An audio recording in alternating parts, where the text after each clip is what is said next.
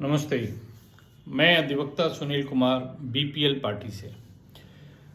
नेपाल से जैन जी का एक जनरेशन अवेयरनेस शुरू हुआ, जिसको लेकर के कई राजनीतिक दल जो है जैन जी के नाम को भुना रहे हैं। यूथ इन पॉलिटिक्स जो जेन जेड है, जनरेशन जेड मतलब लास्ट जनरेशन जो है, इस पेज को बना हुआ है बीपीएल पार्टी का। यूथ इन पॉलिटिक्स जो है, इसको किस प्रकार से हम लोग देखें। राजनीति में छात्रों को, जिनको राजनीति नहीं करनी है उनको नहीं आना चाहिए। छात्र का काम है शिक्षा, पढ़ो, पढ़ाओ और कमाओ।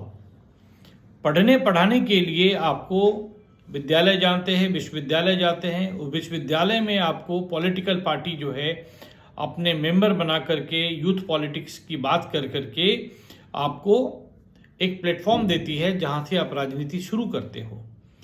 पूर्व में जो राजनीतिक जीवन से शुरुआत करते थे, उनको आगे चल के पार्टी जो है टिकट के लायक समझती थी।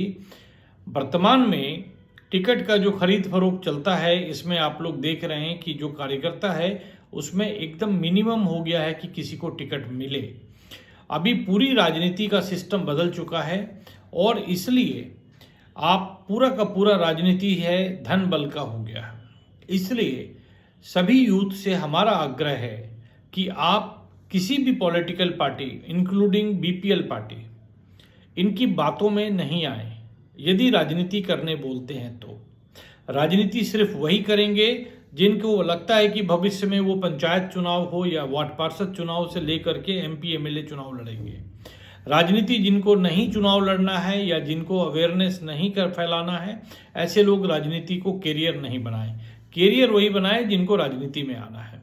बाकी लोग अवेयर रहें कि राजनीति ही हमारा देश को और हमारे राज्य को, राजनीति ही या राजनीतिक जो लीडर्स हैं यही मंत्री बनते हैं और इसके बाद यही सरकार को चलाते हैं। उसके नीचे आप जिस तरह की भी नौकरी करेंगे, आप उनके अधीन होंगे, उस विभाग के अधीन होंगे। और विभाग के मंत्री जो हैं, कोई न कोई पॉलिटिकल लीडर्स होते हैं, वो जिस भी पार्टी से आए।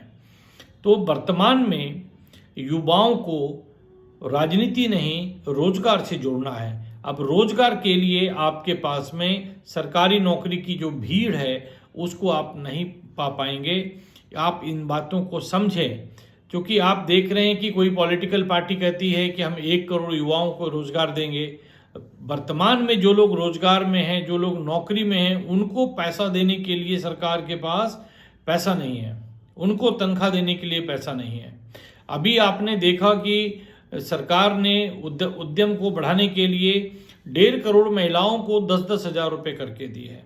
अब ये 10 हज़ार रुपये का रुपया भी जो आया है वो कुछ न कुछ फंड को काट छाट करके आया है। अब ये 1.5 करोड़ महिलाओं को 2 लाख रुपया सरकार नहीं दे सकती है, सरकार के कुवत के बाहर का चीज़ है। तो ये तो आप जान रहे हैं कि सिर्फ राजनीति वोट करने के लिए किया गया और जिसमें वो लोग सफल भी रहे। आप देख रहे हैं कि एक पार्टी नेता बताए कि आप हमें चुनाव में जिता दो, मैं हर एक घर में सरकारी नौकरी दे दूंगा। अरे भैया, उनको पता ही नहीं है कि बिहार में घरों की संख्या कितनी है और कितने लोग सरकारी नौकरी में हैं।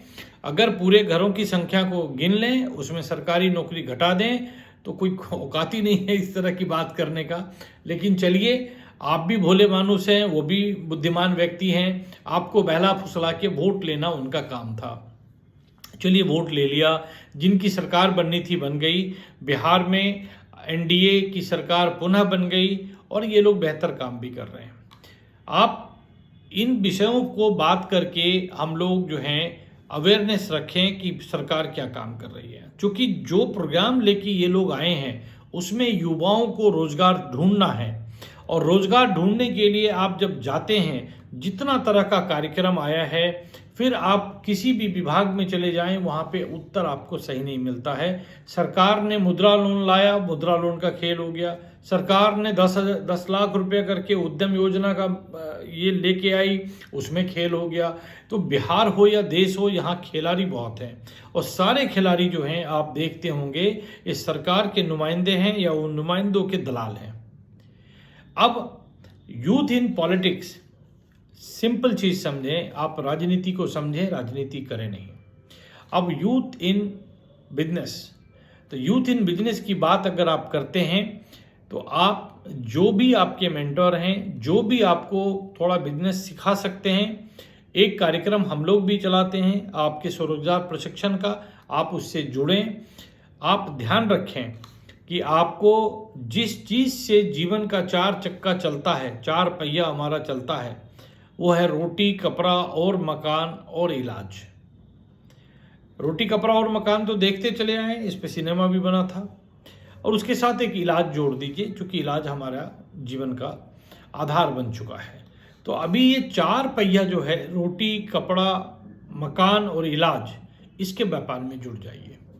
छोटा से छोटा व्यापार की तरफ बढ़िए, और लेकिन ध्यान रहे कि जब तक आप सोसाइटी में दिखेंगे नहीं, व्यापार में कुछ बिकेगा नहीं। इसलिए आप पहले दिखिए, युवा क्षेत्र में हैं, युवा हैं, अपने ही गांव देहात में लोगों के बीच में सेवा कार्य में जुड़िए। लोग आपको पहचानेंगे, आपकी पहचान बनेगी, तो आप व्यापार कर पाएंगे। और ध्यान रखें, इन चार चीज़ों के व्यापार में जुड़िए।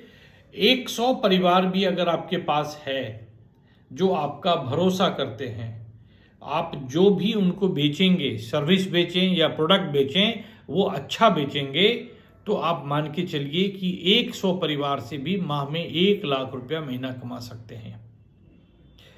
किसी भी घर का खर्च 10,000 से कम नहीं है, और एवरेज 10% यानी 1,000 रुपया आप मासिक रूप से एक परिवार से कमा सकते हैं।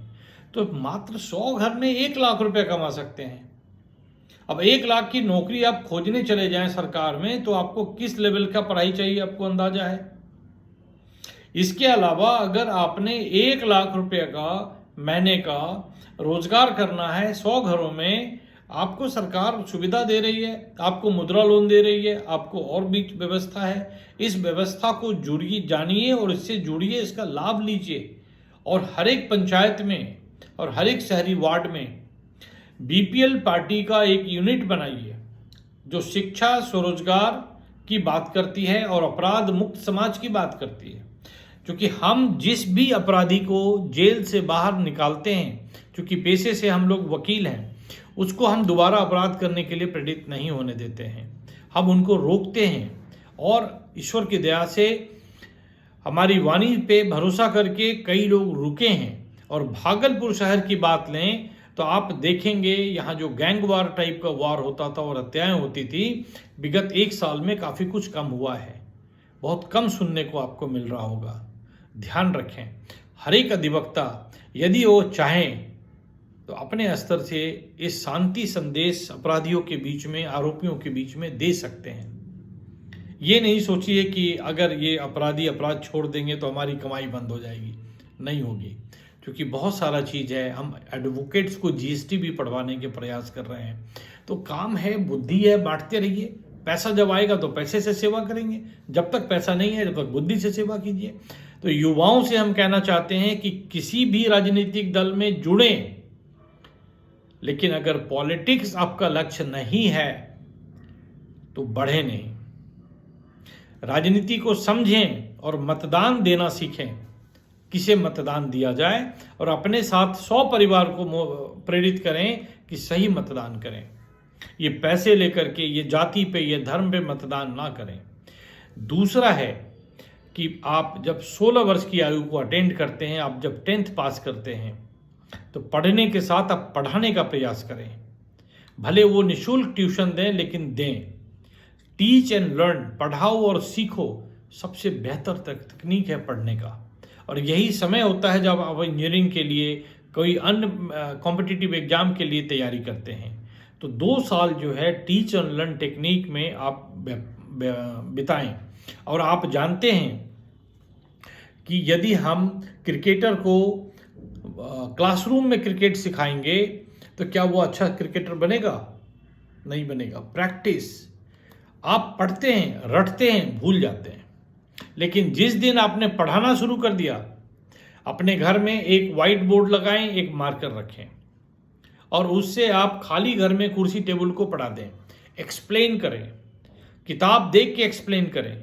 और जब एक्सप्लेन करेंगे तो आपको रिटेंशन बढ़ेगा, याद रह जाएगा कोई घटना। जैसे आप सिनेमा देख करके कोई घटना याद रखते हैं बरसों तक, आप पढ़ा के याद रखेंगे बरसों तक। तो पढ़ने का तरीका सीखें, मतदान का तरीका सीखें, और 18 वर्ष की आयु से जिस क्षेत्र में आपको जाना है, व्यापार करना है, या जिस क्षेत्र में जाना है, आप व्यापार का एक पार्ट में जुड़ना शुरू कर दें।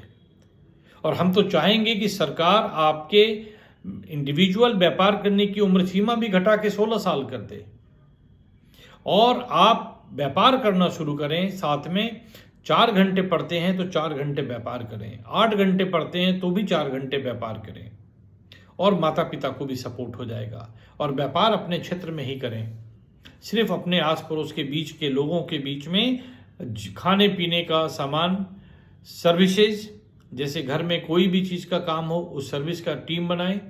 इसके अलावा इलाज और उनके का पहनने ओढ़ने का, दर्जी से लेके सारे काम में एक नेटवर्क बनाएं, नेटवर्क बना के काम करिए। धन्यवाद। मेरी आवाज़ आप तक पहुंच रही है।